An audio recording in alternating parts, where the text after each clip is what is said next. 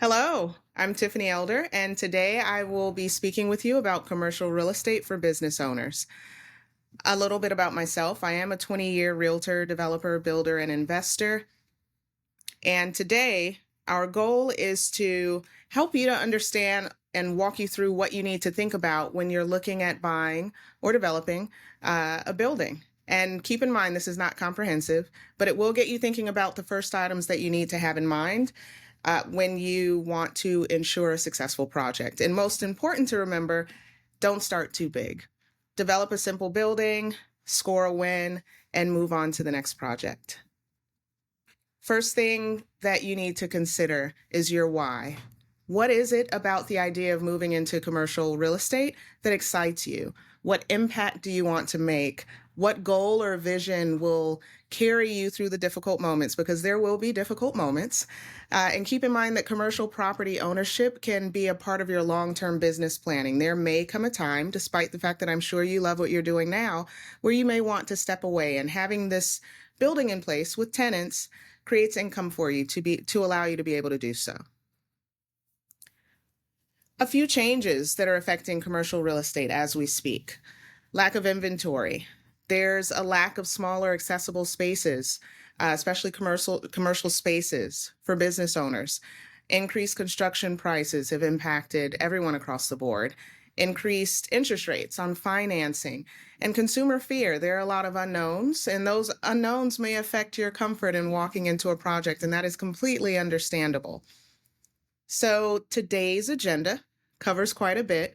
There are about 12 different impact points in the commercial development process. We won't have a chance to dive into every one of them in detail today, but we will at least touch on them so that you are familiar with what they are, and you'll have a chance to dive back into them later on. The first is market research and analysis. The following is zoning and regulatory compliance. Third, site selection and acquisition. Fourth, feasibility analysis. Fifth, design and planning. Sixth, financing and capitalization. Seventh, permitting and approvals. Eighth, construction and development. Ninth, leasing and marketing. 10th, property management and operations. 11th, community engagement and stakeholder relations. And 12th, last but not least, long-term sustainability and growth. And please keep in mind that this list that I just gave you might make it seem like these topics run in chronological order. That is not the case. A lot of these run side by side with each other, but this is the general flow of things that you'll come across in the commercial development process. We'll also start with who you need to have on your team. This is really important. This is not something that you want to walk into alone, unless you are a super developer and just happen to know all the moving parts and pieces. But who you'll need on your team: you'll need a really good architect and engineer, especially a good architect and engineer who is familiar with doing the types of projects that you want to step into. You will also need a very good general contractor. Again, a general contractor who is versed at doing the types of projects that you want to step into. If you are looking at doing a historic tax credit restoration of an existing building, then working with a GC, i.e. a general contractor who only builds new construction, might not be the best fit, because they may not know the ins and out of the historic preservation tax credit process, and might make a mistake that could negate quite a bit of tax credits for you, and the reverse. So make sure to have a contractor and architect and engineer who understand the type of project that you're walking into. You will need a good surveyor, a good attorney to help cross your T's and dot your I's. Also a good inspector if you are thinking of taking over and redeveloping an existing building. A good lender, and potentially a good realtor to help fill in the gaps and help you to build your team. So we will walk into the first of these steps, market research and analysis. The main point to consider about this is that you need to understand the demand for commercial real estate in your area. Now, if this is a project that you are doing for yourself, then understanding demand outside of what your business needs might not be as important. But unless this is going to be a building that you are in for the long term and you don't ever intend to put outside tenants into it, then you do need to understand your market at least a little bit.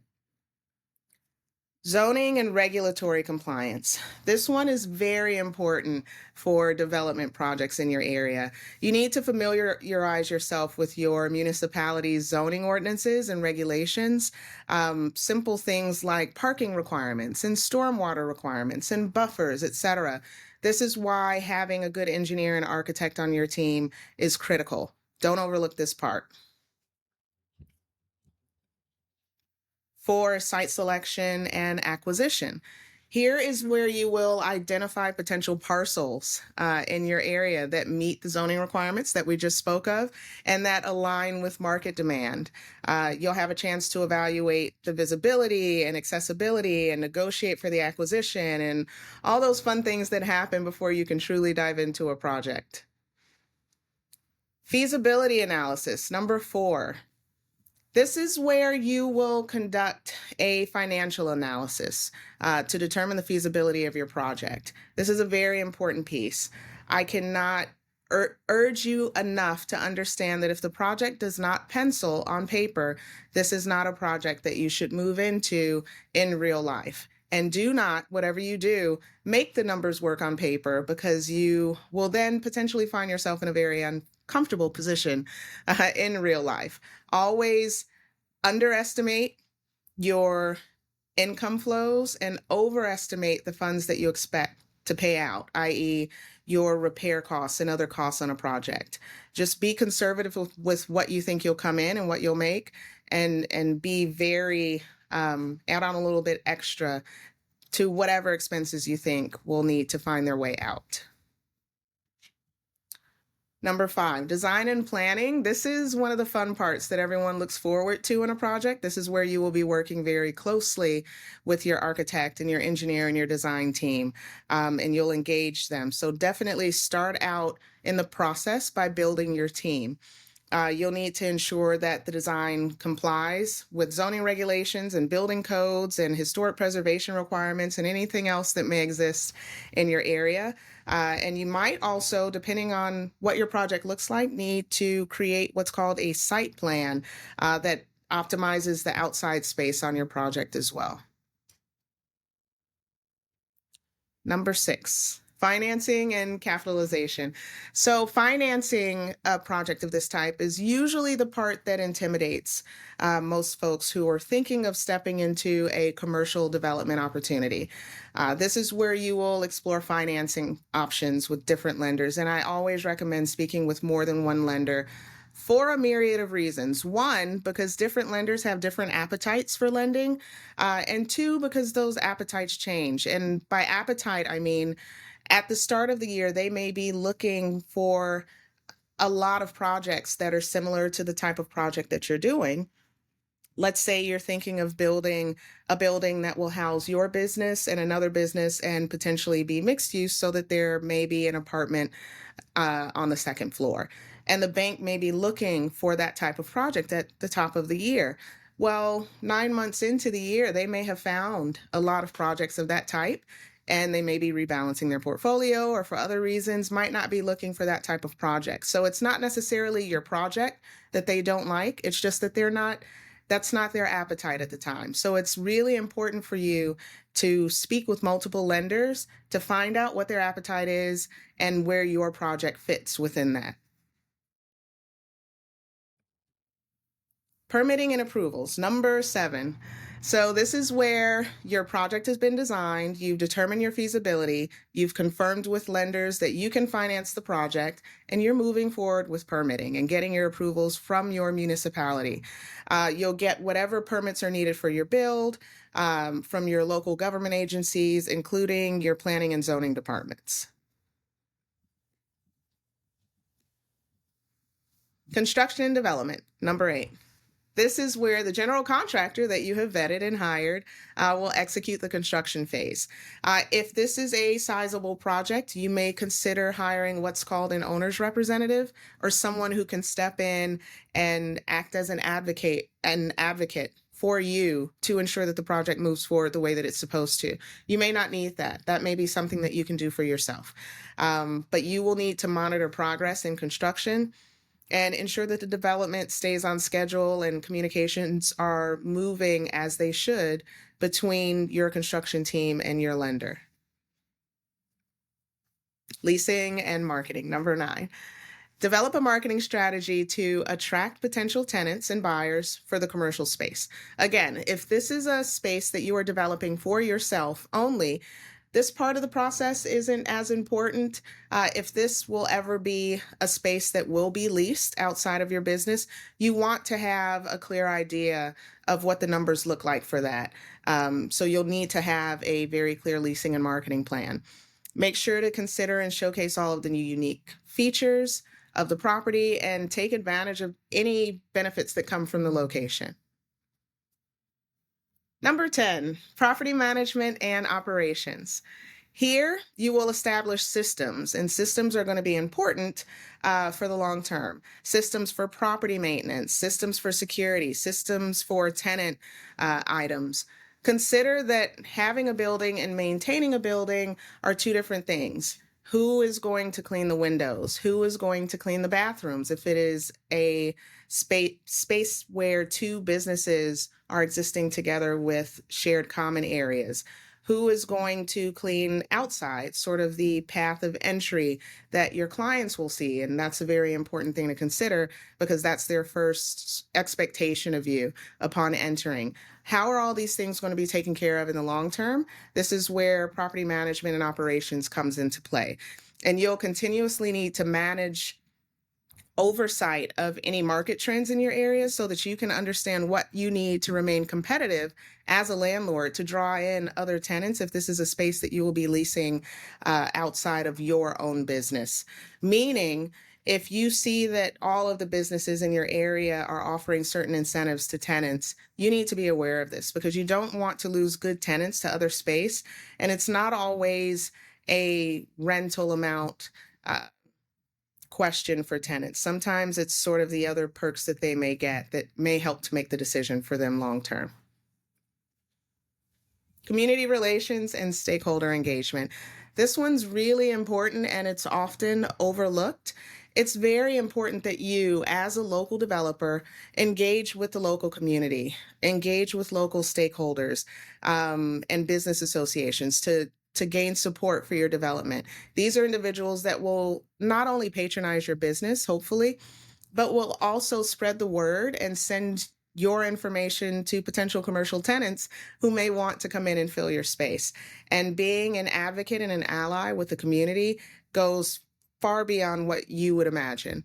So participate in public meetings and forums to address concerns, foster positive relationships with neighboring property owners and residents. These things that are all a part of community relations and stakeholder engagement are very important for your long term. And finally, long-term sustainability and growth. You'll want to implement strategies to help ensure the long-term success and sustainability of your commercial development.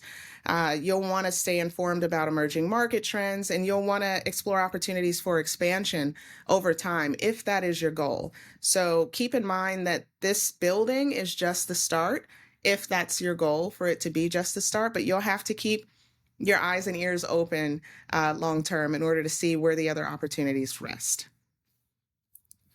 Now, let's have a conversation going back to the financing point, because again, oftentimes financing is the piece of the puzzle that intimidates most people when it comes to stepping into commercial property development. So while we don't have time to dive into a full breakdown of a pro forma, I want to make sure that you leave here with a clear understanding of some of the terminology that absolutely will come up in your conversations with lenders so that you can walk in confidently for those chats.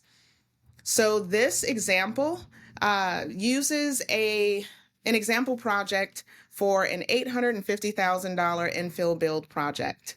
And the owner intends to occupy part of the space, 51% of the space. There's a reason for that percentage we'll talk about in a second, but intends to occupy 51% of the space for her business and rent the other 49% out as residential units. So assume there are some apartments upstairs that will be for rent in this building.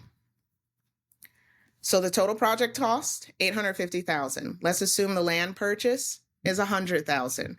Your construction cost for the building is $700,000. And let's say you have a $50,000 contingency. These numbers, again, are not real life numbers. This is just an example. But the point here is that your project needs to include some type of contingency. Typically, the contingency will be allocated based on the complexity of the project. A pretty simple, straightforward project maybe has fewer opportunities for uh-ohs and therefore can have a smaller contingency. The more convoluted a project may be, the more you want to factor in for potential uh-ohs down the line. So let's look at the income of this space. The monthly rent for the 51% that the owner is using for her business, she's essentially charging her business $4,000 a month for rent, or allowing $4,000 a month for rent in that pro forma to assume another business down the line for when she moves out, another business that may exist in that space. That business will pay $4,000 a month as well, because these are the inflows of cash that are going to cover the loan for the building. So the annual income is $4,000 a month for 12 months. That's $48,000. The residential apartments upstairs, which are taking 49% of the space, let's assume there are two of them that rent for $1,500 a month each. That is $36,000 total income from the upstairs. So $36,000 from the upstairs and $48,000 from the downstairs. This building in total is bringing in $84,000. Now, if you had any other areas of revenues, this is where you would include these in your pro forma. If you were having tenants pay for parking spaces, that would be included here. If there were communal washers and dryers that were coin operated, that would be included here. Anything else that brings in revenue to your building is included in the income section of your pro forma. Keep in mind, a pro forma is the document that shows where every dime that is related to this building goes. So all of the income that's coming in, all of the expenses that are going out will be whittled down in black and white in this document. That is your pro forma. So we're starting with the income here. Total annual income, $84,000. Let's look at the expenses on the building. So assume the property taxes are $3,000 a year. Your insurance is $2,000. Your utilities are $3,600. Your maintenance is $2,400, and that can include, common areas, sweeping, cleaning windows, cleaning bathrooms, all those things, shoveling parking lots, etc., raking leaves. Your property management, if there are any outside property management fees, that would go here. In this example, we're including 0. And vacancy reserve. Now, this is important. This example includes 0 vacancy reserve. Your pro forma needs to include something for vacancy reserve, because very rarely is there a commercial building that has no vacancy. Again, if it's your business that will be occupying the space, your lender may have some flexibility, but typically they want to see something in there for vacancy reserve, because that's what reflects real life situations. So your total annual expenses, summing all of these, is $11,000. So your net operating income, which is your total annual income minus your total annual expenses, is the $84,000 from the prior slide, your total annual income, minus the $11,000 in total annual expenses, which equals $73,000 net operating income, or NOI. That is a term that I want to make sure that you are familiar with. So for your financing, let's assume you're financing $700,000 of this $850,000 project. So there's an additional $150,000 that's coming in either as a down payment from you, from private investors, from another source, but the loan amount that you're pursuing is $700,000. Let's assume the interest rate for that loan is 7%, and let's say it's amortized over 20 years.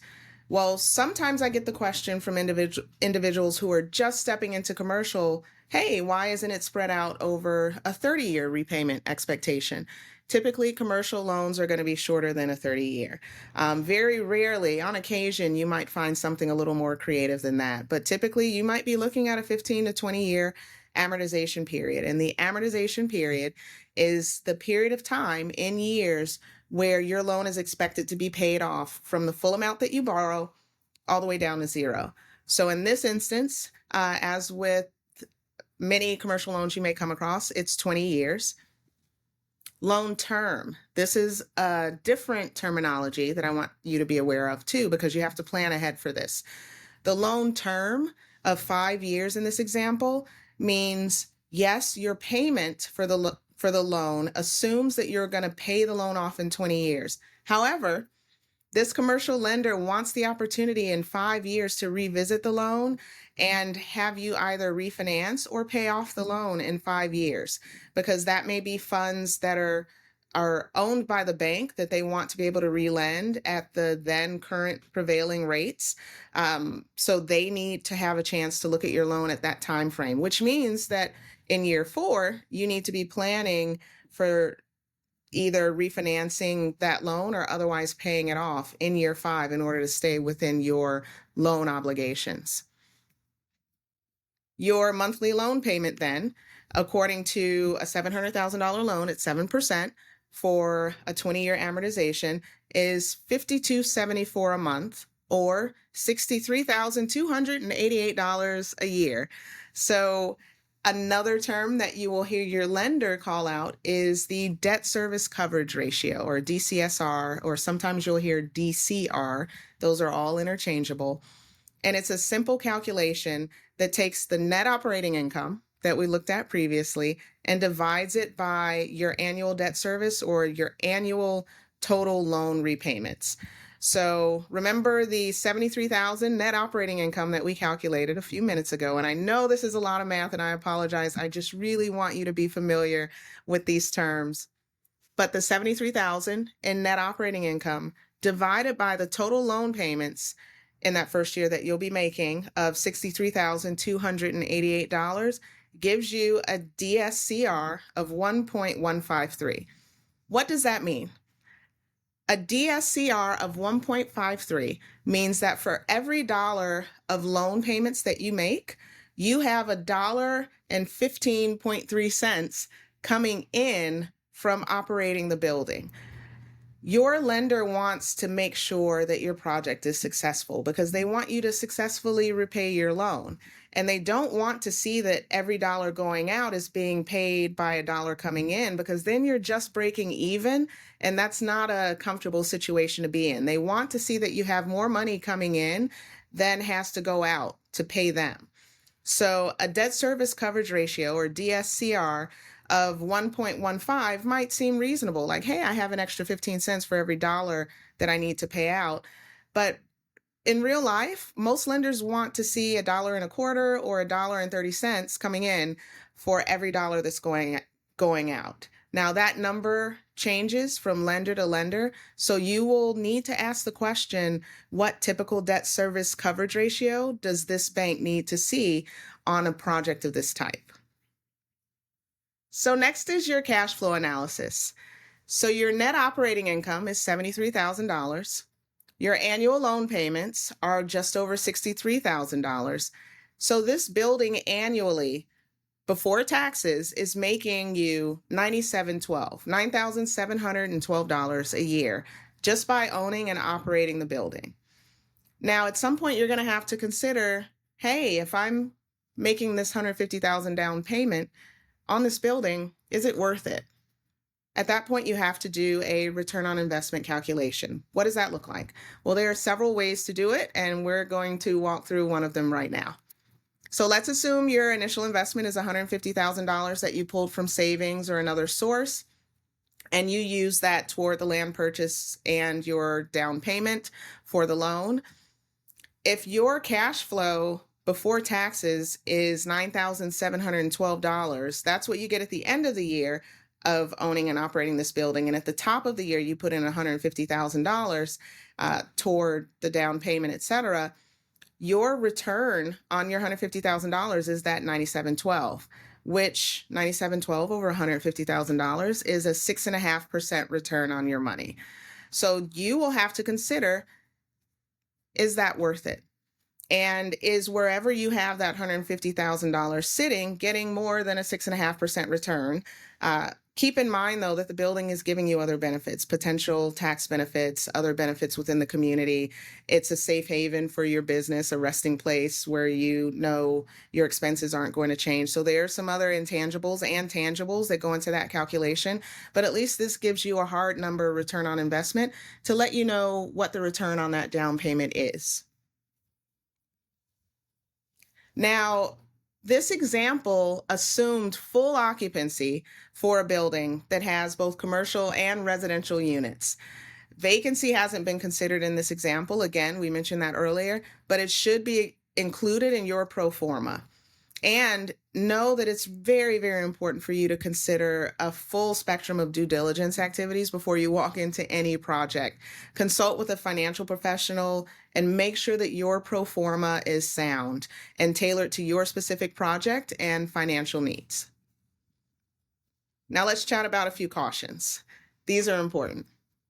Don't fall in love with a project before it pencils. And know the power of walking away. If it doesn't pencil on paper, it should not be a project that you seek to walk into in real life.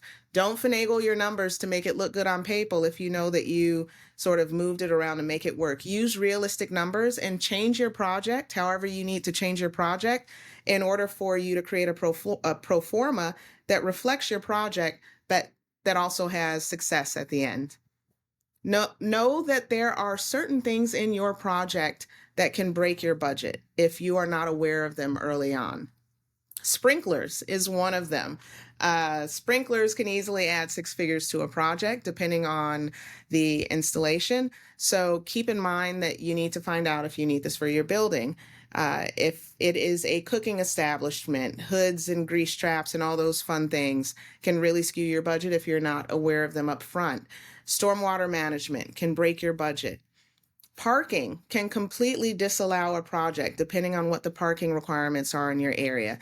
So make sure to understand parking and how it impacts your project.